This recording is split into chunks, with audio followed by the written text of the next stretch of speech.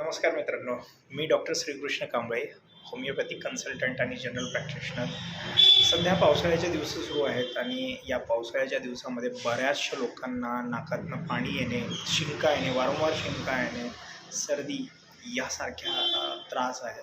तेव्हा होमिओपॅथीमध्ये यासाठी एक कारगर औषध आहे, ज्याचं नाव मी तुम्हाला सांगतो आहे. ही औषध दिवसभरामध्ये तुम्हाला 3 वेळा घ्यायची आहे, दर 3 ते 4 तासानंतर.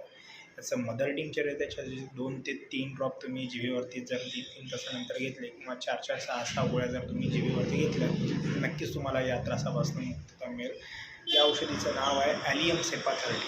ॲलियम सेपाथर्टी याचे 3-3 थेंब किंवा 4 ते 6 गोळ्या तुम्हाला दर 4 तासानंतर जिभेवरती घ्यायचं आहे. नक्कीच तुम्हाला यापासून आराम मिळेल.